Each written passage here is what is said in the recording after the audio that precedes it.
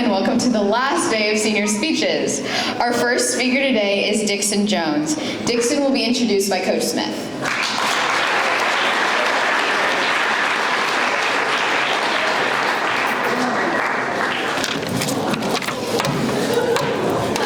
Good morning. Good morning. All right. I recognize you've listened to a number of speeches this year, and here we are in the home stretch. I'd like to take a moment to thank you. I'd like to thank you for your time, your attention, and your support of this wonderful senior class. So thank you.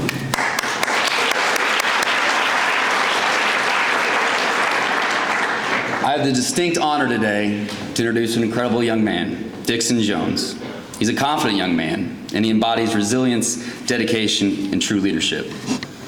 I've gotten to know Dixon Jones over the last 4 years. I've had the privilege of coaching him in the sport of lacrosse. While he's played other sports such as basketball and a brief stint in golf, he's truly embodied the collegiate community. He's always seemingly been a confident young man, and that was evident upon his arrival here in first grade when he made the announcement that he was the fastest kid in class. My reaction was similar. But we all know here at Louisville Collegiate that business is handled in kindergarten at our traditional kindergarten derby, so I guess we'll just never know. However, we came to varsity lacrosse practice, and what impressed me most was it was a southpaw, and all coaches love a good southpaw, but it was his dedication. It was something that he truly found a passion for, and he asked questions, and he worked when no one was watching, and he asked more questions, and he kept working and working. And as you know, throughout the years, Dixon's passion bleeds through lacrosse, but he's also faced a number of injuries. Most notably last year, after what was arguably one of the best games of his career, he played with a broken foot and ended the game with torn ligaments in that foot, unfortunately ending his... Now, in the odds game that we speak of, there are young men that would not be able to recover. Simply put, he came back stronger, he came back better, and he came back as a real leader for our team.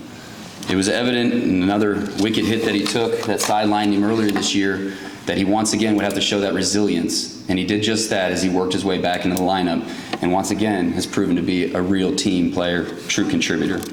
So we often tell these stories of adversity, but Dixon's journey is one of just that, and I'm so proud of him. But let's remember that his contributions extend outside the lacrosse field. His graphic design, his influence on young folks, it's truly been something that's been impressive. And there's even a nugget or two in there that maybe those around here might not know, and they will soon. But he's truly someone that works behind the scenes to help the community. As Dixon stands before us today on the brink of a new chapter of his life, I have no doubt that success is coming his way. He is someone that has turned from just an attackman to someone that can play both sides of the ball. And let me ask you something. Do you know what kind of animal can play on both sides of the ball? A dog.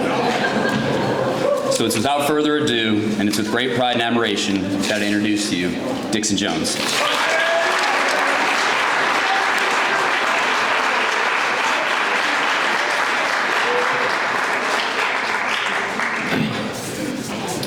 Here at Collegiate, spending your entire school career from kindergarten all the way to senior year is an impressive feat. As I'm sure many of you know, the few people who are able to achieve this longevity are considered lifers. Lifers get to enjoy the fruits of their hard-earned labor spent at this place. They get pictures, special recognition at the kindergarten derby, and best of all, they get bragging rights that come from telling people, I'm a lifer. I'm sure you can tell by now that I'm not a lifer. In fact, I'm part of what I like to call the forgotten class. The forgotten class are a small group of people who came here in first grade, just missing out on the lifer cutoff. Myself, Abby Meldrum, Ben Norton, and Audrey Weinberg all share the same pain of just missing out on the lifer cutoff, as we all came here in first grade, yet endured the collegiate gauntlet nonetheless. We witnessed the likes of legendary collegiate characters, Mr. Flynn, Miss Smith, Balin Duncan. Yet we do not receive the ludicrous recognition of a lifer. Many times I've heard the claim that being at Collegiate in the same class for so long can hurt in the long run, as you need different experiences to learn how to deal with change and what comes with it. But I think being at this place with these people has actually prepared us forgotten class members, those pesky lifers, and even all of you in this room to deal with change better than anywhere else could have. Entering Collegiate in lower school was quite an interesting adjustment, to say the least. I fondly remember sitting in Miss Wolford's first grade class, fresh off my previous St. Francis of Assisi kindergarten education, getting ready for the class spelling bee. I was confident that I would win and advance to the school-wide spelling bee with one representative representing each class, as I was quite a bright student at my old school. When the round came, I was asked to spell the word cook. Internally scoffing at the simplicity of this short word, I quickly thought of the clear answer to this question. I confidently declared, cook, C-O-K. I'd only realized that I got the question wrong when Miss Wolford looked at me with disappointment, reluctantly explaining that I was incorrect. I was shocked, as I'd never faced complete academic failure to this scale before, and to make things worse, in front of the whole first grade class. Shortly after, I asked to go to the bathroom, tears rolling down my face, only to return when the spelling bee was over, in order to evade reliving the horrors that had just taken place. It was in my ever so thoughtful first grade reflection of these events that I began to learn how to deal with change collegiate would bring, as I was no longer the star student I had been before. Flash forward to middle school, and despite remaining at the same place we'd always been, the people had completely changed around us. With so many new people, collegiate became an entirely new environment for us, despite going nowhere. Anyone who went to middle school with our class knows that it was quite a strange time, for better or for worse. I recall one story that can sum up the class of 2024's middle school experience quite well. It's a humid spring Friday in the 7th grade, and we are getting ready to cheer on our school at the pep rally. Rumor had been spreading all day of what, for all intensive purposes, I'll call the silence. But it wasn't really taken seriously, as we had tried it many times before to no avail. This time, however, it seemed as if the perfect storm had brewed. As the MC came around to each grade with the same standard VICTORY chant prompt and the same answer for each class, they finally came to our section. The MC read, 7th grade, what's your cry? And in a grand showing of confederation, an imposing feat of meaningless protest, the room went completely silent. The looks of horror on our teachers' faces and the long talk we had after the events had proved to us that our hijinks succeeded. A message from one of the teachers in the grade-wide meeting following really sticks out to me. If there was any actual meaning behind this, we wouldn't be so mad. This proved to us that our hollow threat to the school's authority worked perfectly. We'd achieved middle school greatness, and in the midst of just getting to know the class too. With the change in people, environment, and overall landscape of collegiate, we still found a way to adapt and become a cohesive unit as always. Now, just when it had seemed that we got our footing as a class, we were hit with the infamous early spring break in March 2020. We've all heard the same story. The world goes into lockdown, everyone is devastated, blah, blah, blah. This was the biggest change we'd ever experienced as a class, and it didn't help that lockdown began right between the transition from middle school into high school. To make matters worse, our class had completely changed yet again, as almost half our class came and left, creating yet another unfamiliar environment. Those of us who had been at collegiate were prepared for this change, however, as we took an interesting approach to the lockdown situation at hand. We had an obviously clear revelation. Since everyone had gone inside, the outside was completely empty. This sparked a shift in our approach, turning the lack of societal presence outside into an opportunity. Whether it was playing a 300-game spike ball series day in and day out, wherever our hearts desired with Charlie, Charles, and Lawson, walking down the middle of an abandoned Bardstown road in the middle of the day with Quay, Ben, and Reese, or exploring all of Glenview on Weston's golf cart, we made sure to take advantage of everything the lockdown could have possibly given us, as the lack of people only left more space for the ones who dared to go outside. Our COVID experience could be looked back on as nothing more than a health risk when people were getting COVID left and right. But I like to look back on it as a time where we took advantage of unlikely opportunities and created one-of-a-kind experiences from them. This may look like a compilation of nostalgic stories, reminiscent tales with little meaning except for the natures of the stories themselves. However, these stories together mean much more.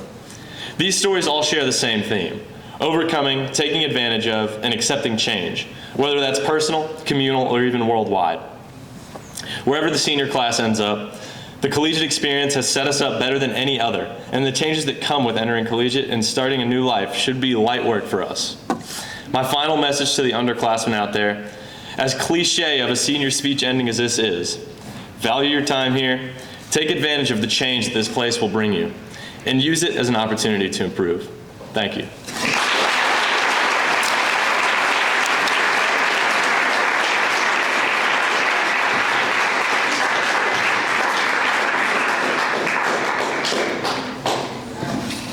Our second speaker today is Brennan Wraith. Brennan will be introduced by his father, David Wraith.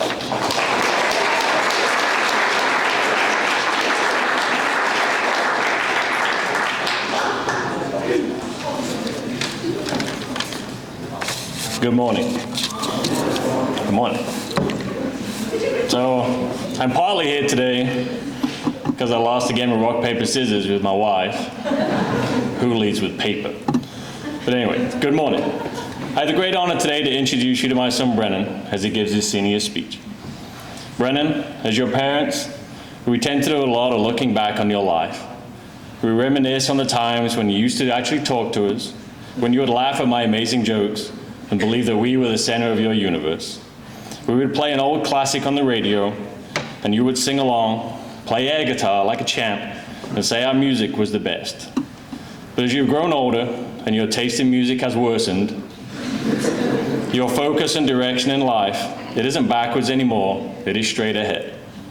You don't have time to relive that awesome air guitar video, because high school is flying by, and college is fast approaching. Your mom and I have had the privilege of a front row seat to your life, and we have enjoyed watching you become the person you are.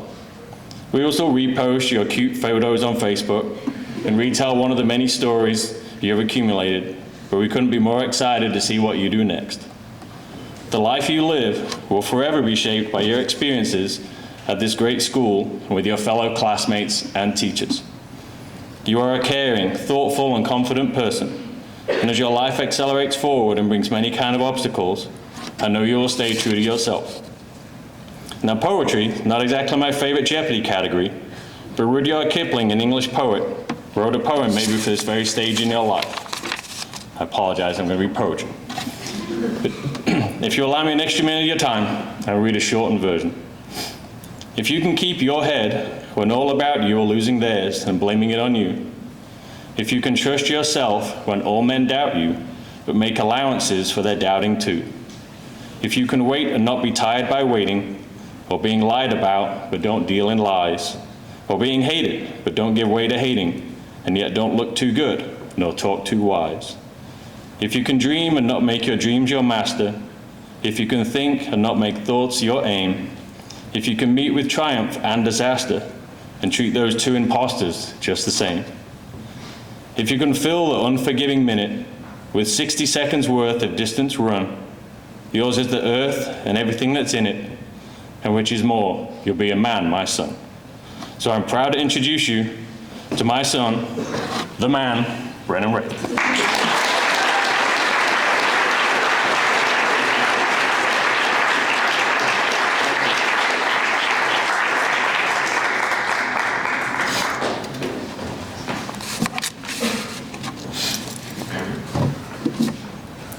You have single-handedly polluted the senior class's vocabulary with your British words. When the great Andrew McAtee shared this piece of information with me just a few weeks ago, I couldn't help but laugh. How could I have been such an influence that the statement would be true? Was it an accident? No. Did I believe it would be a big deal? No. Did I think that the use of my British words would grow? No. You may ask, what do you mean by British words, and can you share some of them with us? Unfortunately, I will refrain from doing so as they will get me into some considerable trouble. But if you must know, I encourage you to reach out to Isaac Levitch, as he's caught on very well. But to fully understand what I'm talking about, you must know some backstory. My dad was born in Gainsborough, England, a small town just outside of Lincolnshire and a little more than 2 hours from Manchester, the nearest real civilization, according to the certain people sharing the stage with me today. He grew up in a relatively small house with his mom, dad, and sister, and whenever I make the mistake of attempting to describe where my father is from, it usually backfires on me with the occasional comparisons to Harry Potter or Lord of the Rings. With the intriguing question, did your dad live in a hut? Oddly, surprisingly for most, the answer was no. My dad moved to the States in his early 20s and is still yet to earn his U.S. citizenship. Additionally, he's lived in the United States longer than he's lived in England, begging the question if he's really still English, considering his accent has dwindled. One of the unique pieces of evidence that I had proving his Englishness, other than his lush red beard, is one of his favorite 4th of July shirts that reads, "Happy Treason Day, you ungrateful colonials." It's safe to say he hasn't worn this shirt outside more than a select few times, considering what would happen to him if he did. Even though I was born in Louisville, I don't particularly look English or have a slice of an accent, but I still have tons of experiences and memories that have shaped me into who I am today, narrowed down into 3 subjects. Football. From the very beginning, it was apparent to my family that I'd be an avid football player and supporter. I started playing as soon as I could walk. I remember all the England jerseys and apparel I used to wear and my David Beckham Adidas Predators when I was 5 or 6. Nowadays, I have to suffer through the daft performances from the English national football team and unsurprisingly rubbish displays from Everton Football Club. This Titan soccer season marked the beginning of the infamous chants I was berated with from the sidelines. These chants ranged from being compared and called a multitude of different English football players that I have a unique hatred for. These players include Harry Kane and Jack Grealish, courtesy of Reece Holbrook, and Jordan Henderson, courtesy of George Simpson. These other chants include atrocious attempts at different British accents that I couldn't help but smile at in the middle of games at Champions Trace. Some of these fans went as far as saying I look British when I play soccer, whatever that means. The moment that stands out the most to me is when Ben Norton was on JP's shoulders, holding my fat head, screaming and yelling any British word or reference he could think of, followed by my post-game press conference spoken in a British accent, which I was reluctantly forced into. And although I hate being called these names, I extremely enjoyed these chants and name calling, and they've definitely made my collegiate soccer experience unforgettable. Bad teeth, the oldest one in the book. I'll be completely upfront here, this is a true stereotype. British people have some pretty dodgy teeth, which I'm unfortunate enough to have my own experience with.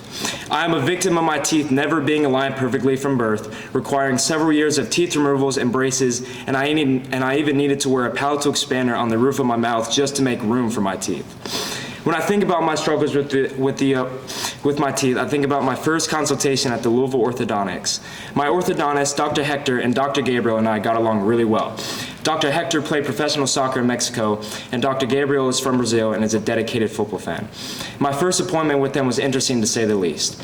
After a quick analysis of my situation, Dr. Gabriel proceeded to say to me in a private conversation, "Well, Brennan, you fit the stereotype." I was initially taken back by this comment, but quickly realized how right he was. One of my teeth at the time used to sit on its own little island about an inch behind my other teeth, similarly to where England is located on the world map away from every other country. How ironic. Furthermore, my larger than average teeth inherited from my father made the perfect teeth renovation project increasingly difficult. Thousands of dollars and years of orthodontics appointments later and minor bullying conflicts, I could say my teeth are significantly better than they were before, hiding my British identity just a little more. Bad food. If you know me, you know that I often express my love for British cuisine. The thought of having a delicious sausage roll, flavorful fish and chips, and the sweet and savory bag of fruit pastels with beans on toast getting the honorable mention. Even though beans on toast is a staple of English cuisine, I have never consumed such a meal in my life, and I plan to keep it that way. British food gets a bad rep in American culture, but there's nothing I love more than a cheeky English Christmas dinner. There's nothing like it. Call me crazy, but I prefer it over Thanksgiving. English Christmas dinner is comprised of roasted potatoes, stuffing, pigs in a blanket, Yorkshire pudding, and mince pies. On Christmas Day of 2018, I was in England celebrating the festivities with my family. One of the fondest memories I have on that day was indulging in the tradition of Christmas crackers. If you're unfamiliar with this tradition, Christmas crackers are festive table decorations that make a snapping sound when pulled open like a tug-of-war battle, containing a small gift, a paper hat, and a joke or riddle inside. These crackers are a huge part of the Christmas celebration in the United Kingdom. My brother, Nolan, and I always take part in it, and we find it one of the most enjoyable parts of their celebration. These times with my family allow me to reflect on my heritage and feel how privileged I am to have these opportunities. Growing up with English heritage in the United States has been a journey filled with laughter, banter, and a deep sense of pride that I wouldn't trade for the world. Despite all the never-ending misconceptions and stereotypes, I fully embrace my British heritage in a multitude of ways. Did I influence my friends' vocabulary with my British words? Yes. Am I proud of this achievement? Definitely. Am I made fun for my background? Yes, but I don't care. I wouldn't trade my background for anything, and I can't envision a world without my unique identity. Lastly, as I look back on my high school years, I feel privileged to be able to go into this amazing school with all of these amazing people. Collegiate has given me the freedom to express who I am in a multitude of ways and partake of tons of opportunities I would not be able to get to do anywhere else, and I'm forever grateful. Thank you.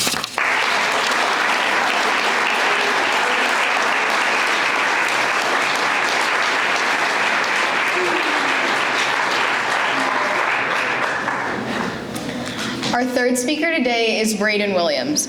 Brayden will be introduced by Mr. Schisler.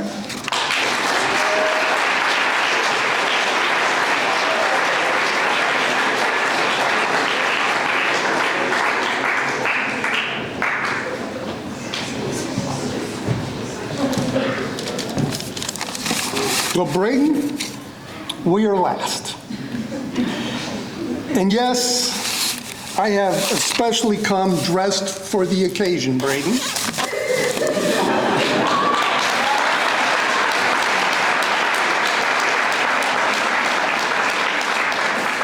By the way, Brayden is a fan of all sports Michigan. I imagine he even likes the hockey team. A while back, George Simpson said to me in class, "Can you tell us a story?" And I'm wondering, does he really want to hear a story, or does he just want the class to be delayed? George, I have another story for you. This one is called The Quiet One. Some of you may know who George Harrison was. He was a young man at the age of 16 who began his band days in Liverpool with a little-known group known as the Beatles. Now, you may be wondering, what does this have to do with Brayden?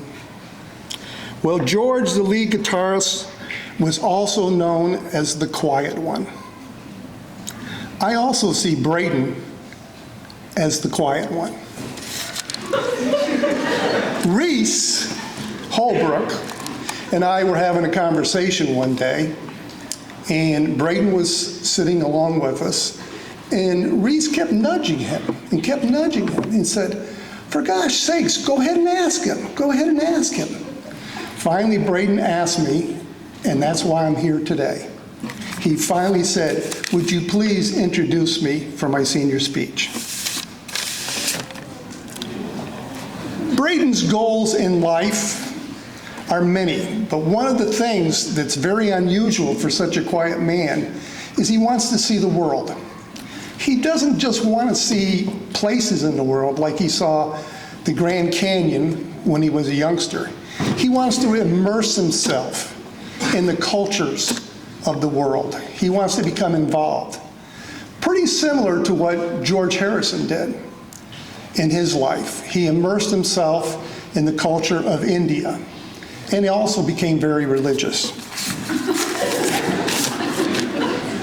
What I really believed helped change the shyness of Brayden was an initial friendship that he had back in 2020, 2021.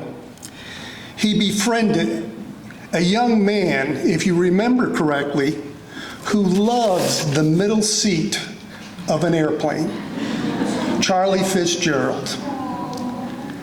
Brayden, I think you're the first Dottie. If anybody listened to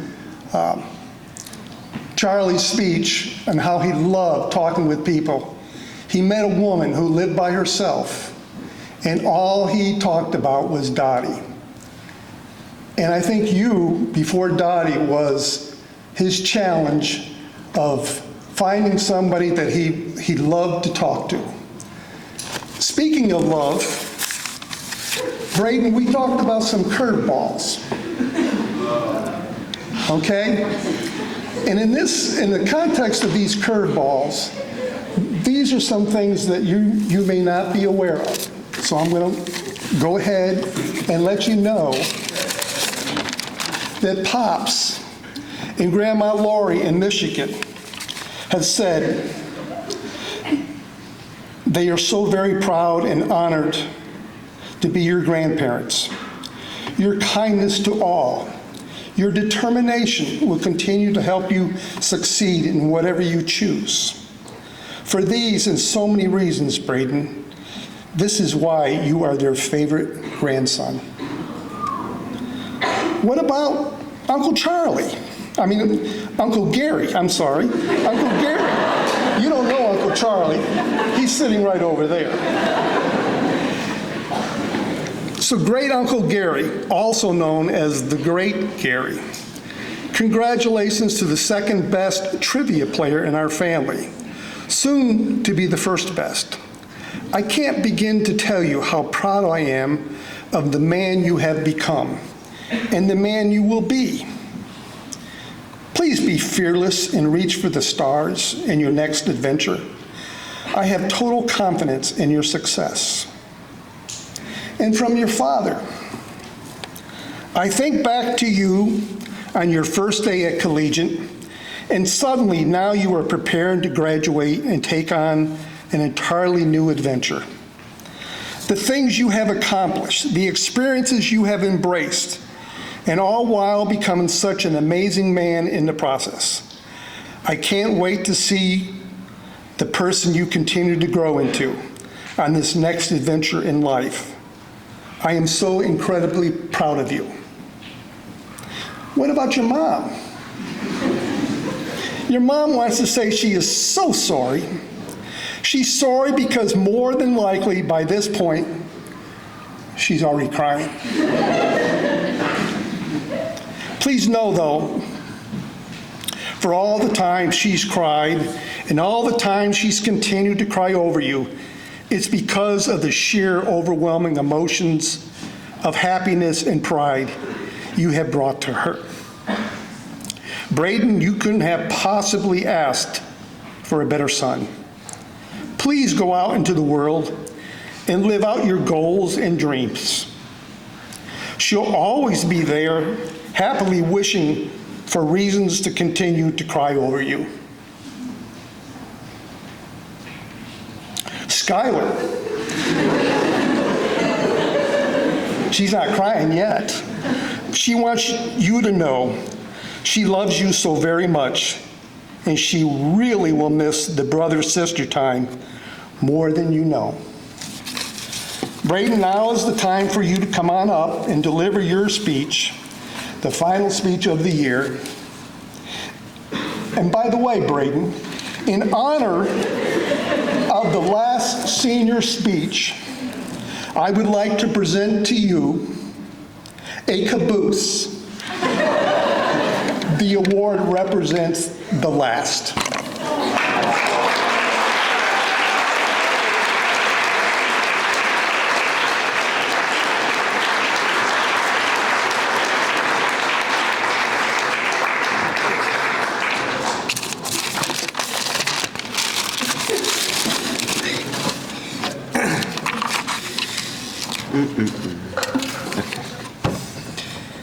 I've always hated the phrase, the world doesn't revolve around you, because I believe, frankly, it does. Not solely around one individual, but around each person as they navigate their own unique existence. Every individual inhabits their own world with their own experiences, relationships, and aspirations. Subconsciously, we tend to prioritize our own concerns and interests, naturally making ourselves the central characters in our own stories. But as I wrap up the class of 2024 senior speeches, it is important for me to recognize that over the past 4 years, I have felt the least revolved around I've ever felt in my own world. Let me explain. Young Brayden came into this new, unforeseen landscape completely terrified. I had a few summer practices under my belt, and at those, I was also very lucky to have met freshman year Cooper Kulamainen as my first sense of what I was getting myself into. Dressed in bright neon cleats and sporting glasses slightly too large to his head, Cooper during drills would, at random, enthusiastically vocalize gibberish and nonsense. While weird at the time, over the course of the season, I learned to laugh with Cooper instead of at him. This would be a constant theme I would have to adapt while at collegiate. I'd like to say thank you to Cooper, for your outlandish behavior served as a fitting introduction to the wonderfully diverse and at times beautiful cast of characters that awaited me. The class of 2024 was blessed with getting to meet anyone that was new like myself via the technological marvel that was Zoom, and more specifically, breakout rooms. I'd love to tell you that I made plenty of friends within the small box confinement of my computer screen, but this was far from the truth. Instead of lively conversations, my memories are filled with moments of terrible silence shared with my classmates. Often I'd find myself twiddling my thumbs as pre-existing friendships shared inside jokes I couldn't hope to understand. Sometimes I would click on and off the mic button, just trying to summon some sort of courage to talk to the stranger that was presented in front of me. And sometimes I would make eye contacts with girls that I inadvertently was staring at because I found them kind of cute. But Zooms weren't all bad. It was there that I had the fortune of meeting what I consider to be my first true friends at Collegiate, Ainsley and Sally. Ainsley was in my advisory, though our interactions had been limited to a few awkward exchanges. On Zoom, I noticed the two of them laughing at something hysterically. It made me curious, so with nothing better to occupy my English class, I summoned a bit of courage and tapped in my phone and prepared to send a shot in the dark. While steadily crafting the message, I couldn't help but feel an itch of anxiety. This message was going to be Brayden's big start. If one word was spelled incorrectly, or the message was sent at poor timing, I'd be stuck being friends with Cooper and his undiagnosed Tourette's forever. I managed to concoct something sly, yet direct. I said, "What are you two dying about?" After about 3 minutes of anxious waiting, there was finally a response. But the real turning point came with what many now fondly refer to as Brayden's big arrival, or BBA for short. I found myself added to a group chat with Ainsley, Sally, and myself, with what I can only describe as charming and cutting precision. I had successfully maneuvered my way up the first step of the collegiate social hierarchy. Though, as successful as that went, I had thoughts to myself wondering, why was that so easy? But I brushed it off and decided not to think about it too much. As time for in-person schooling finally arrived, I leaned on the support of my 3 current friends. Yet, I still felt like an outsider and largely unknown to my peers. I couldn't shake off thoughts about cliques from my old school and wondered, how was I going to find my place here? But then, during lunch and freshman activities, something odd dawned on me as I looked around. I quickly realized that climbing the collegiate social hierarchy, as I deemed it, was going to be a challenge unlike anything I'd faced before. Unlike the clearly defined cliques I was accustomed to, the social landscape here was undefined. One of the first things I was introduced to by my classmates was the coveted song entitled "Sonali Has a Migraine." Initially, I assumed it was merely an inside joke among her closest friends or maybe 2 or 3 individuals. But instead, while doing stretches as a grade before a PE class, nearly everyone broke out into song without hesitation. It was so surreal that I genuinely thought I'd stumbled upon the set of a theater production or something of the sort. I was astonished. Back in middle school, there was a time when I wouldn't even dare make eye contact with certain kids outside my group, let alone bursting into mass song with dozens of kids I'd never met. Several events like this would happen over the next 4 years. I'm very happy to say that the high school clique stereotype here, for us, is not just undefined, but non-existent. I have genuinely had a conversation with every person in my grade, and each time I'm happy to hear their stories. Just like with Cooper, I've learned that just because you don't think someone is like you, doesn't mean they don't have something to give. That's what made me realize why it was so easy to befriend Ainsley and Sally. Those values had already been instilled in them. Every person has the ability to live and laugh with.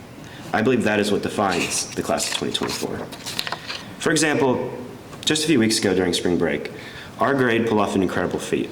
A total of 53 of us headed down to Siesta Key for the break. This achievement would be impressive for a school with 600 people in a grade, but for us, with only 74, it's nothing short of unheard of. I had no idea how lucky I was going to be when I chose collegiate over the other basic high schools that all my friends went to. As I stand here today, the last speaker of this outstanding class, I can't help but feel a sense of overwhelming emotions creeping in. It's dawning on me how ungrateful I've been. When I'm in my own personal bubble outside of school, the world certainly revolves around me, and I'll never stop believing that. When I'm here with these people, I've realized that it is us that is revolved around. And as we prepare for college, or whatever our next steps in life may be, these emotions are getting increasingly clear that we may never experience what we have right now ever again. The camaraderie and sense of belonging to something bigger than ourselves, I fear, may never be replicated. I'll miss every morning getting to hear 2 of my best friends over the intercom. I'll miss having donuts every Tuesday with my advisory. I'll miss the comforting conversations in Miss Page's room. I'll miss the daily group of 10 to 12 people squeezed around my lunch table. And I'll miss being stopped anytime I walk down the halls by a faculty member who truly cares about me. But that's just in school. I want to keep getting Chick-fil-A after lacrosse games. I want to continue getting surprised with pictures I never knew were taken of me on Tori's camera. I want to keep receiving texts every Friday from one of my friends saying that we can all come over to their place. And I want to know that I'll always have a place to stay at Charlie's house. But these things have to and will come to an end. And I wish I could offer some profound, inspiring words about what I'm going to miss the most. But the honest truth is, I'm going to miss every person in these front couple rows. I don't think I'll ever be ready to leave because I'm going to miss not feeling like the center of the world. Thank you.